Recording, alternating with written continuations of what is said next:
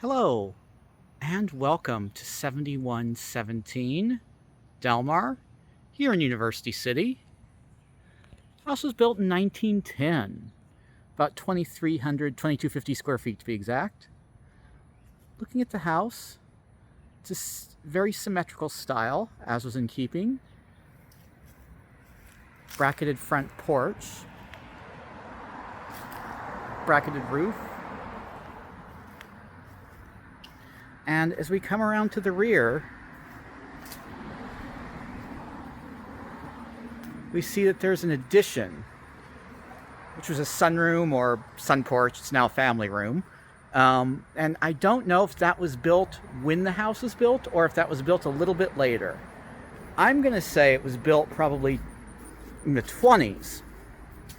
And the reason for that is because it's a garage. And in 1910, there were very few people who had cars, let alone the idea of parking it under your house. I don't think that was even invented at that time. So I'm thinking that that was a slightly later addition, although again, because it has the stone foundation, it's very much, it was built when the house was not very old at all. As we come back around to the inside, we look up. Look at these porch posts. You can see they have a little bit of fancy brickwork in there, some stone pieces inserted. And then we have a grooved concrete porch floor and glazed brewery tile along the bottom. And as we look at this door, I love seeing these. That's an old gold kind of 3D style stencil that would have been very much contemporary to this house in 1910. Coming into the living room here. Good sized living room. Centers on the fireplace. A couple of bookshelves, which I'm going to think may once upon a time have been stained glass windows, but I'm not sure. The material, the wood they're made out of looks like something a little bit more mid-century. And if you look up here, you can see some very old outlets that would have been installed up there, presumably so you could hang a lamp from it. Then through this archway, we have the dining room.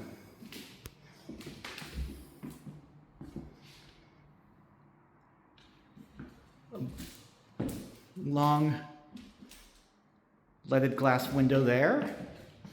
Leaded glass not stained because it's clear. And then as we walk through, there's a few interesting things here. So there is the half bath,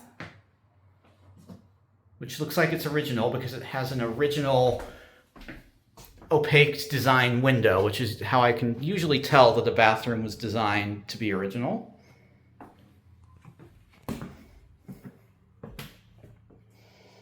But then we have this, a butler's pantry. Large glass cases.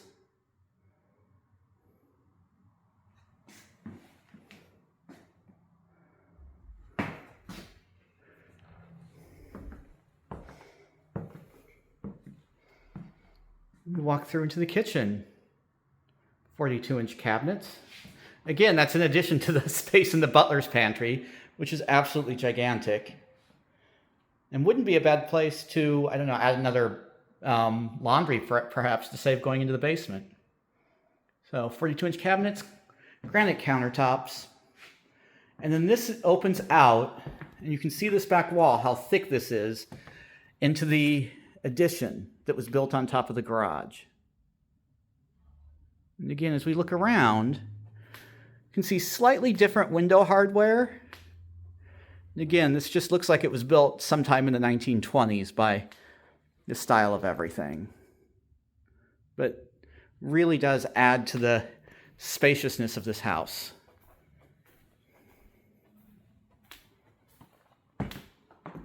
And then coming back up, we have one of these double staircases. articulated glass window there. And this goes up into the bedroom floor. Looks like original wood flooring on the stair treads. Here we have a laundry chute.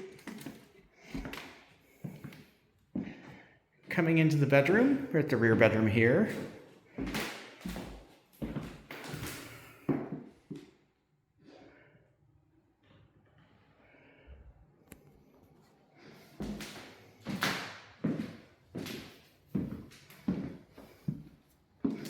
Bedroom 2. This bedroom has built-ins all along the side here, and I'm gonna say these were likely done at some point after the house was built. They just look like a slightly newer style of construction. Although the hardware is still somewhat older, so again, maybe built not too long after the house was built.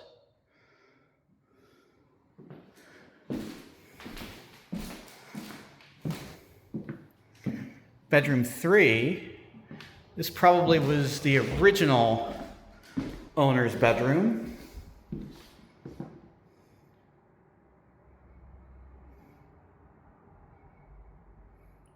Has a large fireplace in there. Great amount of light even without needing the light to be on. And then we have bedroom number 4.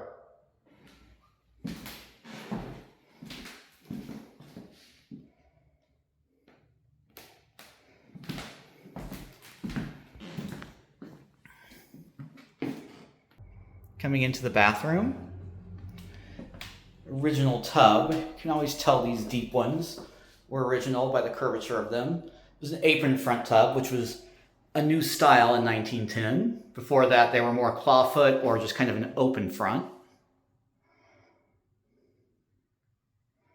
Vanity and toilet.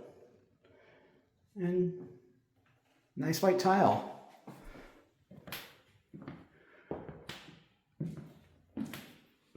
And we come downstairs.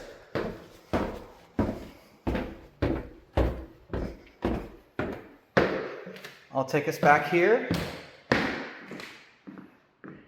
into the living room, looking into the dining.